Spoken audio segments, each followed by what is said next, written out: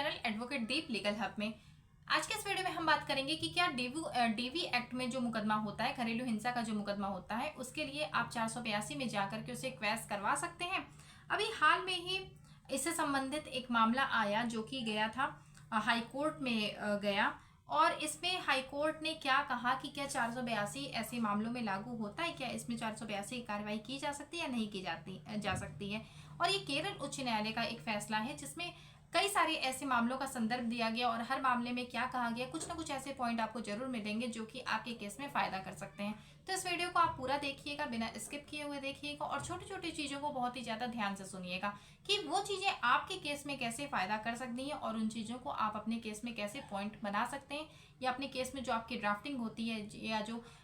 WS आप जो file करते हैं उसमें उन चीजों को आप कैसे ले सकते हैं। तो अगर हम इस मामले का संक्षिप्त अगर रूप से बात करें तो इस मामले में प्रतिवादी महिला ने अपने ससुराल वालों के ऊपर और पति के खिलाफ घरेलू हिंसा का मामला दर्ज कराया और मामले की सुनवाई न्यायिक मजिस्ट्रेट फर्स्ट क्लास ने की। आरोप था कि पति के परिवार के सदस्य उसके साथ दुर्व्यवहार करते हैं, उसे मारते पीटते हैं, उसके सारे गहनों को ले लिए हैं और जब वो गर्भवती थी तब भी उसके साथ उसकी कोई भी देखभाल नहीं की गई थी, उसे उस वक्त पर भी मारा गया था। इस तरह के आरोप लगाए गए थे। अदालत ने एक अंतरिम आदेश पारित कर दिया था इस मामले में, और जिसमें कि पति को रुपए का भुगतान करने का निर्देश दिया गया और साथ ही साथ बच्चे के लिए भी 5000 रुपए का अंतरिम भुगतान करने के लिए निर्देश दिया गया था। पत्नी ने 2019 का एक और मामला, जिसका अगर हम सीरियल नंबर की बात करते हैं तो वो है CRL नंबर 234 दायर किया, जहां यह कहा गया कि 14/2/2018 को अदालत द्वारा पारित आदेश लागू नहीं किया गया था और अदालत को यह सुनिश्चित करने के लिए उपाय करना चाहिए कि आदेशों को लागू किया गया था। व्यथित महसूस करते हुए पति की मां और बहन ने क्योंकि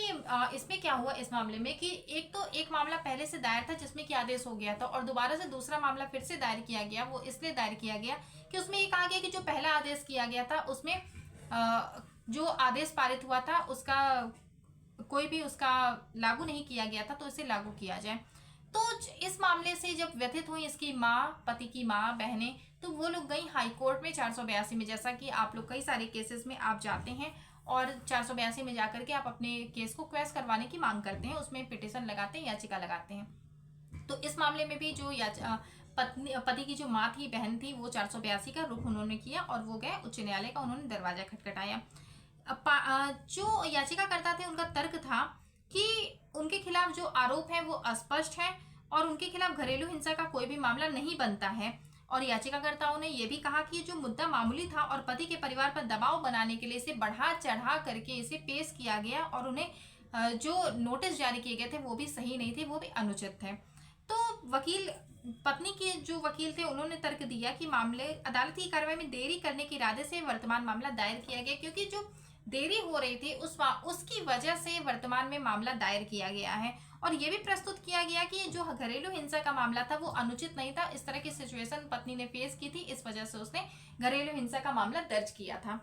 कोर्ट ने इस मामले में फैसला देते हुए कहा कि विजय लक्ष्मी अम्मा बनाम बिंदु मामले में केरल कोर्ट ने फैसले का हवाला दिया। इस कोर्ट में जब हाई कोर्ट ने फैसला दिया तो इसमें सबसे पहले हवाला दिया विजय लक्ष्मी अम्मा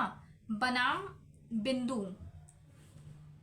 और इसमें कहा था कि यदि किसी व्यक्ति के खिलाफ डीवी एक्ट की कार्यवाही की धारा 12 लागू की गई है तो वह CRPC की धारा 482 का हवाला देकर के हाई कोर्ट नहीं जा सकता है। देखिए यहाँ पर आपको स्पष्ट कर देते हैं कि इस मामले में ये कहा गया कि अगर आपके खिलाफ घरेलू हिंसा का केस दायर हुआ है तो आप 482 में हाई कोर्ट नहीं जा सकते हैं। और ये जो कोर्ट है ये उसके न्यायालय पर निर्भर करता है, जहां पर भी मामला दायर किया गया था ये उस न्यायालय पर निर्भर करता है कि वो इस मामले पर संज्ञान लेती है या नहीं लेती है। तो घरेलू हिंसा पर संज्ञान लेने किसका अधिकार है? जिस कोर्ट में मामला दर्ज किया गया उसका अधिकार है, न कि 482 में इसकी कार्यवाही की जा सकती है। तो ये एक मामला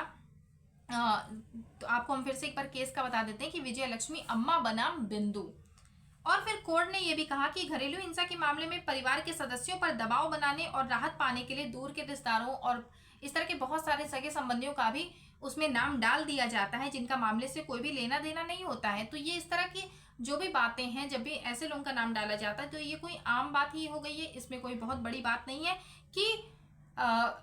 अगर दूर के रिश्तेदारों का नाम डाला जा रहा है या माँ बहन का नाम डाला जा रहा है, तो ये बहुत कोई बड़ी बात नहीं है, क्योंकि आजकल अदालतें ऐसे मामलों को फेस कर रही हैं। वो ये देख रही हैं कि ऐसे में हम दूर दूर के रिश्तेदारों का, पत्नी क्या करती है, दूर दूर के रिश्तेदारों का नाम डलवा देती है जिनका उनसे दूर दूर तक कोई भी संबंध भी नहीं होता है, फिर भी उनका नाम उस घरेलू हिंसा की याचिका में डाल दिया जाता है। और इसके अलावा न्यायालय ने कहा कि घरेलू हिंसा में सभी आवेदनों की जांच की जानी चाहिए और यह सुनिश्चित किया जाना चाहिए कि अस्पष्ट और अप्रमाणित आरोपों के आधार पर एक पक्ष के रूप में खड़ा नहीं किया जाना चाहिए, कि जो भी ऐसे आरोप हैं जो कि अस्पष्ट हैं, जो कि स्पष्ट हो ही नहीं रहे हैं, तो उन्हें अगर उन आधारों पर अगर घरेलू हिंसा का वाद दायर किया जा रहा है तो ऐसे मामले को कभी भी अदालत में खड़ा नहीं किया जाना चाहिए।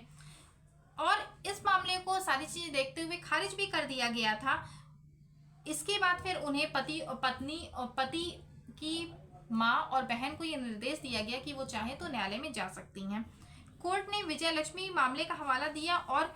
मजिस्ट्रेट के पास जाने की इसमें छूट दे दी थी।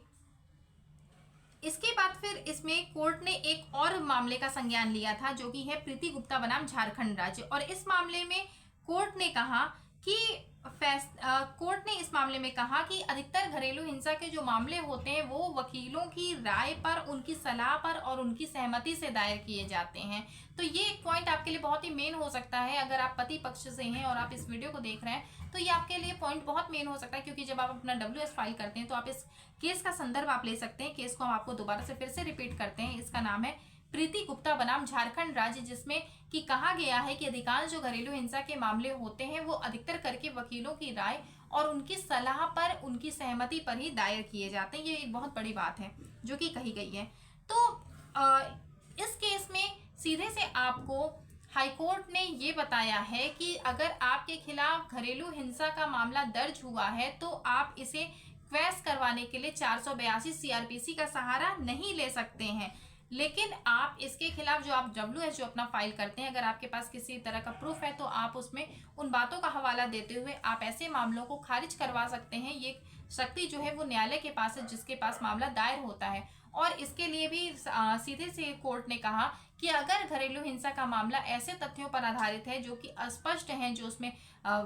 जो शिकायतें की जा रही है वो अस्पष्ट है, उसमें कहीं भी कोई भी स्पष्टता नहीं है, तो ऐसे मामलों को नहीं चलना चाहिए, ऐसे मामलों को कोर्ट में नहीं खड़ा होना चाहिए। इसका जो अगर हम केस की टाइटल की बात करते हैं तो केस है सीजा के बनाम PC जयदेव और अन्य। और ये आपका इसमें जो ऑर्डर पास हुआ है वो है 15/9/2020 का ऑर्डर है। तो आपको अगर हम इस मामले की बात आपको हम फिर से इसके बारे में हम आपको पूरा बताएं तो ये जो मामला है ये आपको 2 से 3 चीज़ों के बारे में आपको क्लियर करता है। एक तो कि अगर मामला घरेलू हिंसा का ऐसा है जो कि अस्पष्ट है तो वो अदालत में चलने योग्य नहीं होगा, क्योंकि उसमें कोई भी स्पष्टता नहीं है। दूसरी चीज़ ये है कि अधिकतर करके जो घरेलू हिंसा के मामले होते हैं वो वकीलों की सहमति और उनकी सलाह पर ही दायर किए जाते हैं, जबकि बातें ऐसी जो पति पत्नी के बीच में जो शिकायतें हैं वो बहुत कम होती है, लेकिन उन्हें बढ़ा चढ़ा करके उन्हें लंबा कर दिया जाता है और ऐसे में घरेलू हिंसा का मामला दर्ज कर दिया जाता है। और तीसरी चीज ये है कि अदालत भी ये मानती है कि घरेलू हिंसा के मामले में पति के दूर के रिश्तेदारों को, उनके सगे रिश्तेदारों को, सगे संबंधियों को, घर के अन्य सदस्यों को जिनका दूर दूर तक कोई भी वास्ता नहीं होता है, उन्हें उनका भी नाम डलवा दिया जाता है और ऐसा केवल परेशान करने के लिए किया जाता है। इसके अलावा इसका कोई भी कारण नहीं होता है। तो जहां पर अदालतें ये सारी चीजें मान रही हैं, वहां अगर आपके खिलाफ अगर घरेलू हिंसा का मामला दर्ज हुआ है तो आपको केवल उससे फाइट करना है। इसमें ऑर्डर अगर पास हो जाता है तो आपको इस बारे में, क्योंकि देखिए ऐसे मामलों में होता क्या है कि आदेश तो बहुत बाद में होता है, लेकिन जो अंतरिम भरण पोषण का आदेश होता है वो पारित हो जाता है। तो ऐसे में आपको अपने वकील से संपर्क करके आपको उनसे उन्हें सारी चीज़ों के बारे में पहले उन्हें क्लियर कर देना। अगर आपकी पत्नी कहीं जॉब करती है तो आपको इस बात का प्रूफ अपने पास रखना है कि हाँ वो कहीं जॉब करती है। और जब आप अपना WS फाइल करते हैं तो उसमें आप इन चीज़ों का वर्णन जरूर कर दें कि पत्नी इस जगह पर जॉब करती है, वो अपना मेंटेनेंस करने में सक्षम है, वो खुद को मेंटेन करने में सक्षम है। तो ऐसे में पत्नी के खिलाफ जो भी पत्नी के पक्ष में जो भी अंतरिम भरण पोषण का आदेश पारित होना है वो नहीं होगा, क्योंकि आपके पास इस बात का प्रूफ है कि पत्नी खुद भी जॉब कर रही है। लेकिन आपके पास इस बात का प्रूफ होना चाहिए। अगर आप WS में इन बातों को डाल देते हैं लेकिन आपके पास उसका कोई प्रूफ नहीं होता है तो यहाँ पर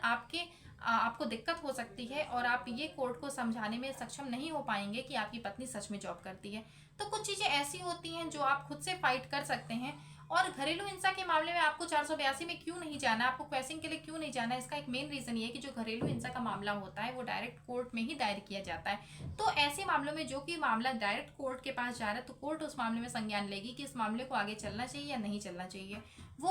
उन चीज़ों को पहले देखती है, जो याचिका जो दायर की जाती है, याचिका को भली भांति पढ़ने के बाद, उसे समझने के बाद, और आपको एक जवाबदेही का आपको टाइम दिया जाता है कि आप अपने साइड से जवाबदेही दाखिल करें। जब आप जवाबदेही दाखिल करते हैं तो उस जवाबदेही को भी कोर्ट उस पर भी पूरा संज्ञान लेती है, और उस पर भी संज्ञान लेने के बाद दोनों पक्षों को देखने सुनने के बाद कोर्ट को अगर समझ में आता है कि ये मामला चलने लायक है तो ही ये मामला चलेगा, अन्यथा कोर्ट वहीं से उस मामले को खारिज कर देती है। तो ऐसे में जहां पर कोर्ट के पास पावर है, कोर्ट खुद आपके मामले को खारिज भी कर सकती है, और वो अगर उसको लगता है कि मामला नहीं चलने लायक है तो वहीं से खारिज कर देगी। तो ऐसी स्थिति में आपको हाई कोर्ट का रुख 482 के लिए नहीं करना है। आपको कोर्ट को ही, जिस न्यायालय में याचिका दायर की गई है, आपको